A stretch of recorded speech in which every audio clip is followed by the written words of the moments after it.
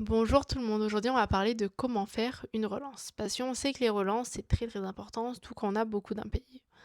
Déjà, juste c'est ultra important de faire des relances parce que il y a 25% des entreprises qui ferment à cause d'impayés. Donc je ne veux pas que ça vous arrive, donc c'est pour ça qu'on doit faire des relances.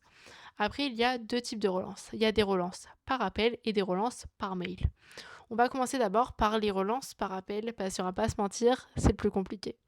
C'est le plus compliqué déjà parce que là, on est quand même en directe communication avec le client. Donc, il faut savoir bien amener sa relance, bien ramener l'impayé, parce que sinon, ça va pas très bien se passer et on n'a pas envie de perdre non plus un client. Donc, c'est pour ça qu'il faut avoir des petites méthodes. Donc déjà, ce que je vous conseille, c'est quand vous appelez, c'est de commencer d'abord par quelque chose qui n'a un peu rien à voir. Moi, ce que j'aime bien faire, c'est demander d'abord l'avis sur le produit, sur le service, mais de demander, voilà, est-ce que vous êtes satisfait, comment ça se passe, est-ce qu'il y a des soucis, c'est déjà, ça va vous permettre d'avoir l'avis de votre client sur votre produit, et s'il y a un souci, vous allez pouvoir le régler. Alors que par exemple, peut-être le client va juste pas vous contacter, alors que là, si vous faites la démarche, il va se dire, ah oui, j'ai eu ce petit souci-là, vous allez pouvoir dire, vous inquiétez pas, je m'en charge. Donc c'est déjà bien, ça va vous permettre de commencer la conversation très calmement, et ça va vous permettre aussi d'avoir un suivi sur votre produit ou votre service. Donc n'hésitez pas à faire ça. Et voilà, ça va commencer la conversation assez calmement. Parce que si vous commencez la conversation juste à dire vous savez pas payer la facture, quand est-ce que vous allez la payer, ça va être très négatif, très offensif, et la personne va être là, ouf, non, va se fermer, va se braquer, va mal parler, va pas vous parler sur un bon ton et ne va pas vous donner la réponse à ces questions-là. Donc c'est pour ça qu'il faut commencer tranquillement. Demander l'avis, ça va vous permettre d'avoir leur avis et ça va vous permettre de commencer la conversation calmement.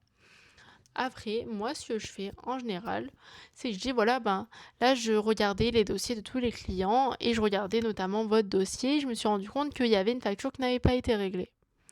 Déjà, juste ça. En général, le client va réagir. Le client va dire, ah oui, c'est vrai, j'ai vu la facture, j'ai totalement zappé. Ah oui, je vais la faire. Voilà, au moins, vous savez déjà, vu la réaction du client, où en est un peu la facture. Et aussi, par exemple, si la facture n'a pas été reçue par le client, là, il va pouvoir vous le dire ah j'ai pas reçu la facture pour ce produit, pour ce service-là. Ça vous permet de dire ah je vais vous l'envoyer tout de suite et qu'on pourra vous régler parce que c'est normal qu'ils vous ont pas réglé la facture s'ils l'ont pas reçue. Donc c'est pour ça, ça permet de savoir tout ça. Et après, voilà, il faut vraiment pas hésiter à leur poser des questions, à savoir un peu pourquoi ils n'ont pas eu le temps, à leur demander aussi une date, dire ok, est-ce que vous savez quand vous allez pouvoir faire le règlement? Ils vont dire ah on va pouvoir le faire vendredi. Et par exemple, si vendredi vous recevez rien, soit vendredi après-midi ou soit le lundi matin, vous pouvez les rappeler, dire ah suite à notre appel, vous nous avez dit que nous allons recevoir le règlement le vendredi, on l'a toujours pas reçu, est-ce qu'il y a eu un problème? Et là comme ça, vous allez pouvoir avoir des réponses. Et aussi, si par exemple ils me disent oui, on va vous faire le virement, ou le fait là maintenant, ou on vous a déjà fait le virement, vous l'avez juste pas reçu, juste demander est-ce qu'on peut avoir une preuve de paiement, donc par exemple un ordre de virement, comme ça vous allez pouvoir dire ok c'est bon, je l'ai. Et ça aussi de faire des relances, ça va montrer un réel suivi. Ça va montrer à votre client que bien sûr vous suivez tous vos dossiers, tous vos clients, que vous suivez les factures, les devis. Et voilà, ça montre que c'est important pour vous cette collaboration avec vos clients. C'est pour ça, n'hésitez pas à faire ça. De l'appel, il faut surtout pas oublier de leur dire que ça, c'est mieux que ça soit réglé assez rapidement, sinon ils vont recevoir plein de relances. Donc leur dire oui voilà, je vous appelle pour pas que non plus vous recevez plein de relances de notre part. Plus vite ça sera réglé, plus vite ils vont plus avoir tous ces mails parce que on va pas se mentir, c'est quand même embêtant de recevoir des mails de relance d'une facture que vous n'avez pas payée pendant des mois et des mois. Donc c'est pour ça, pour leur dire oui voilà, comme ça on vous embête plus avec tout ça. Après on peut voilà faire une autre collaboration ensemble, mais voilà c'est vraiment pour dire je ne veux plus vous embêter avec cette facture là. Genre oui, on a travaillé sur ça, hop, vous payez et après on n'en parle plus. Après on va faire autre chose, on va faire une nouvelle commande, on va faire une nouvelle prestation. Mais vraiment c'est leur dire voilà, je ne veux plus vous embêter avec ça. Donc c'est pour ça, le plus vite c'est réglé, plus vite on va pouvoir avancer et faire d'autres choses. Après, quand vous avez fini l'appel, que vous avez raccroché, il faut directement envoyer un mail. Dire suite à notre conversation téléphonique, je vous joins la facture. Et comme ça, hop, le client n'a pas besoin de chercher dans tous ses mails où est ta facture, il va direct la recevoir. Et aussi, par exemple, s'il n'a pas reçu, il va pouvoir le recevoir. Mais au moins, ça montre aussi une trace écrite de dire je les ai appelés, ça compte comme une relance. Maintenant, parlons de la deuxième technique qui est la relance par mail. Alors la relance par mail, ça va être plus quelque chose où il y a de la répétition. C'est pour ça, comme je vous ai dit, pour l'appel, il faut bien citer pour leur dire. Après, comme ça, vous êtes tranquille, parce que sinon, vous allez recevoir beaucoup, beaucoup, beaucoup de relances par mail. Donc, c'est pour ça, n'hésitez pas, voilà, à appuyer beaucoup sur ce point-là quand vous êtes en appel. Maintenant, parlons plus sérieusement de la relance par mail, comment la faire. Déjà, il faudrait avoir une relance un peu classique, qu'on envoie au bout de, je sais pas, 4 jours à peu près, 4-5 jours. Et là, c'est juste voilà pour leur dire que ils ont cette facture-là, que voilà, elle a toujours pas été réglée, mais c'est plus genre une relance informative, dire voilà, la facture est arrivée à échéance, n'hésitez pas à la régler, quoi. Donc vraiment, c'est un mail assez neutre, mais c'est juste pour dire voilà, n'oubliez pas, il y a cette facture. Après, vous allez faire la vraie première relance. Et du coup, ça va être d'informer voilà, qu'il y a encore cette facture-là, qu'on est en attente de règlement, et de poser une question derrière. En mode, quand est-ce que vous allez pouvoir la régler? Est-ce que vous avez eu un souci? Est-ce que vous n'avez pas reçu la facture? Et au moins, comme ça, le client va vous répondre et va vous donner un peu une situation sur cette facture.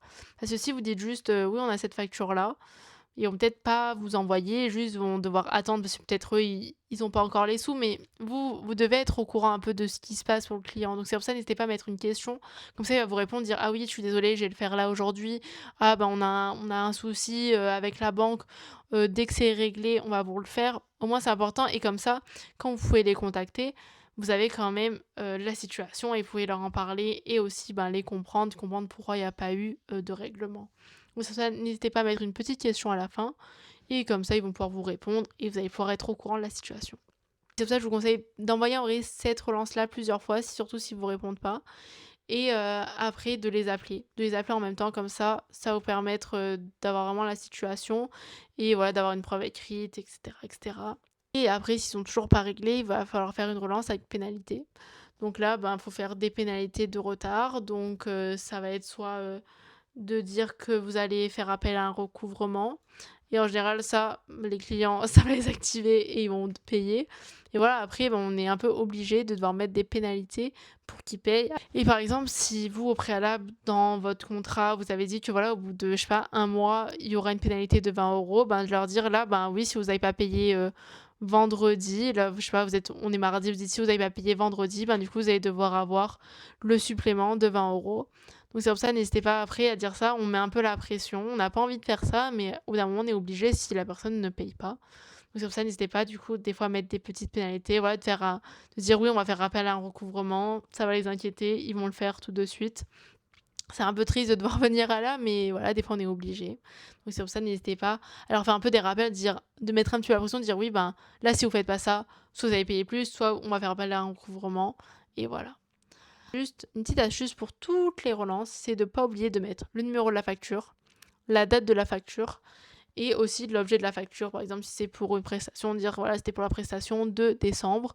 Important de faire ça déjà pour que vous, quand vous cherchez dans vos mails, vous pouvez les retrouver très rapidement. Et comme j'ai dit pour les appels, ça permet vraiment d'avoir un réel suivi, de montrer que vous suivez toutes vos factures, que c'est pas non plus un client lambda, que voilà, vous connaissez ce client-là, vous savez que c'est pour quelle prestation. Ça vous permet vraiment de dire voilà, moi je vous suis, je veux continuer cette collaboration avec vous, donc c'est pour ça que j'ai toutes les informations et que je vous connais bien. Donc voilà. Donc c'est pour ça, n'hésitez pas à mettre toutes ces petites informations-là pour vous y retrouver et pour donner du contexte au client. J'espère que cette vidéo vous a plu. Si vous avez un autre conseil pour de la relance, n'hésitez pas à le mettre en commentaire.